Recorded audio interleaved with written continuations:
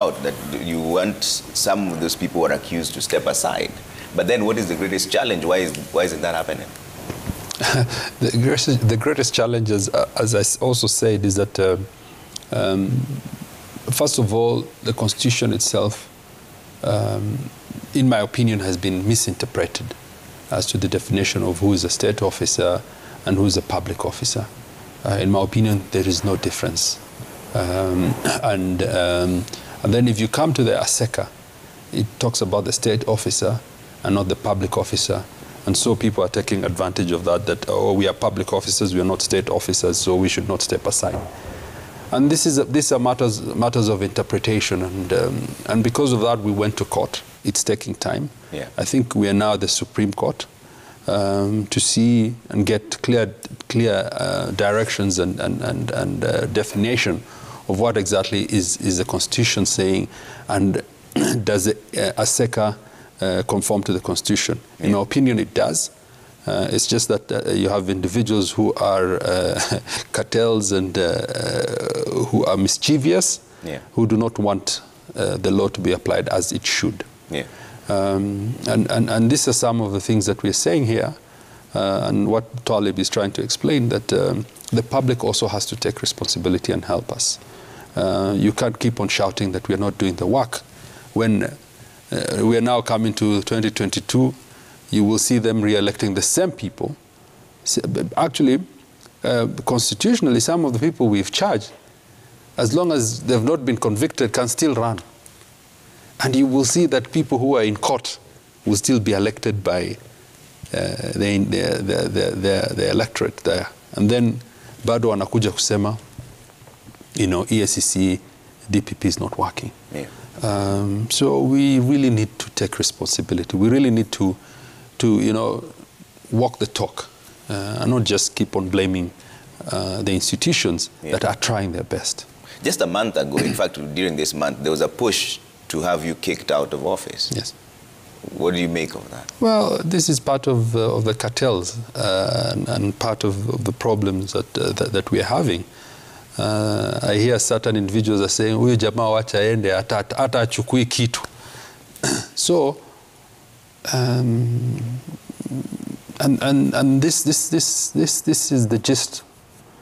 I don't mind, as I've said, constitutionally and legally, there are provisions of how a DPP can be removed, and if it is followed properly, then and I'm wrong, then I have to leave. Yeah. But procedurally, and the process should not also be abused. That's what we're saying. Okay. Yeah. So you think this is corruption fighting back? Yes, definitely. Okay. If you look at a lot of the applications that have been made, it's trying to challenge issues that, first of all, fall under the discretion that the Constitution has given me in terms of deciding whether I should make the decision to charge or not. Yeah. No, go ahead. Yeah.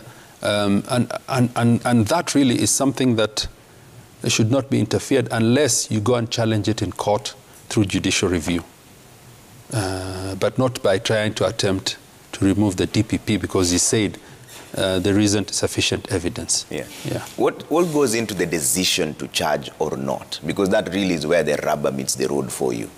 Yes, and it's simple. If I'm to summarize it, it's simple. It's whether there is evidence or not. When I'm going to court, I have to prove beyond reasonable doubt that you're guilty. This is not civil. Civil is on a probability of 50 that you might have or might not have. Here I have to prove beyond an iota of doubt that you have committed that crime. So how will I do that when I do not have the evidence and it doesn't reach the threshold, and I do not see the perspective of getting a conviction? Yeah. Yeah. But the people who come to you, they do know the threshold of the evidence, right? So do they deliberately leave out? You see, if the Constitution has created a sieving process, yeah, whereby you as a complainant would go to the police and the police will have to investigate because they will not take your word, okay? Or EACC. They will not just go there and then the governor is arrested. You have to give the evidence. They will have to go and investigate whatever documents you've brought, whether they are true, whether they actually provide the evidence that is required. Then the Constitution also provides another process where the file now comes to the prosecutor. The prosecutor is not the arbiter, is not the person who will decide whether you're going to court or not. It is the judiciary. What the prosecutor will do is check whether what Mbarak has brought is sufficient and whether it's not an abuse of processes and that the evidence that is there will provide beyond reasonable doubt that that governor that you accused actually did it. Yeah. It doesn't stop there. Then the judiciary has to listen to the presentation being put across and the case that will be argued by the prosecutor, then make a decision whether the evidence is sufficient, yeah, and convict. And it goes from there. It is up to now the correctional services to ensure that the person serves the jail term, is rehabilitated. If they have to be rehabilitated, then they will make that decision. Yeah. So it's a process, it's a sieving process. It's a process that ensures that Kenyans are safeguarded, that the accused also has a right, yeah, and has his day in court to argue his case out. Right. And really, prosecution is not just about getting convictions. It's about allowing individuals to get access to justice. That's what we're trying to do here, and that everybody has an opportunity to defend themselves or to prosecute an individual who's been accused of a crime. Yeah. Yeah.